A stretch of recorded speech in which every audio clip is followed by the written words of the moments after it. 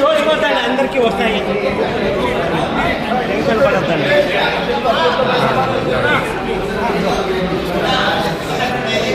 ఏ camera అయ్యో Nagendra cut చేస్తాం అతను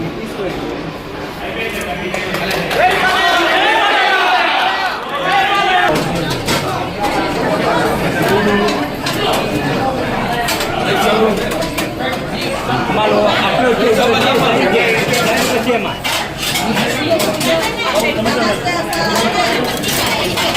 మనం వచ్చేస్తే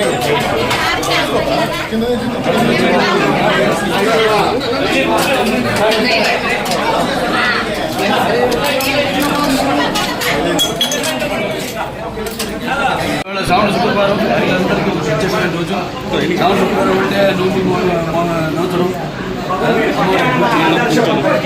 అలాగే ఈరోజు నిన్న స్వాతంత్ర దినోత్సవం రోజు అక్కడ మా బసవతారక ఎండోమెట్రిక్ క్యాన్సర్ హాస్పిటల్ ఏదైతే అమ్మగారి పేరుతో ఉందో అండ్ రీసెర్చ్ ఇన్స్టిట్యూట్ హైదరాబాద్లో మేము అక్కడ జెండా ఎగిరివేయడం జరిగింది.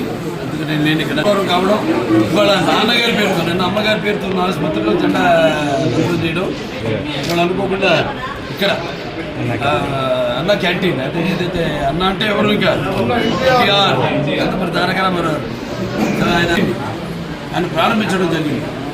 అక్షయ పాత్ర వారు ముందుకు వచ్చారు, వాళ్ళతో టైఅప్ అయ్యి ఈ యొక్క అన్న క్యాంటీన్ ప్రారంభించడం 5 రూపాయలకి టిఫిన్ కానివ్వండి, మధ్యాహ్నం లేకపోతే రాత్రి భోజనాలు కానివ్వండి.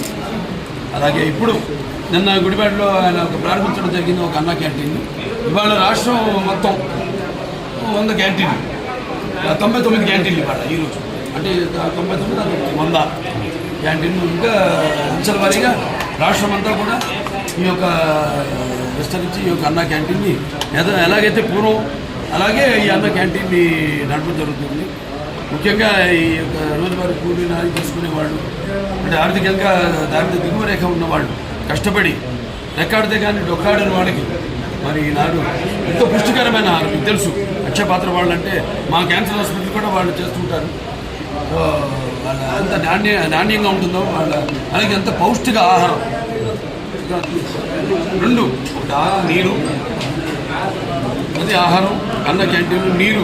మరి ఈనాడు హెచ్ఎన్ఎస్ఎస్ ద్వారా వెల్లపల్లి ద్వారా మనం నీళ్ళు అందించడం జరిగింది. అన్ని చెరువులు కూడా డైరెక్ట్గా హిందూపురం పట్టణానికి ఈ యొక్క దారిని సమస్యలు తీర్చాము. అలాగే ఇంక ముందు ఇంకొన్ని పనులు ఉన్నాయి.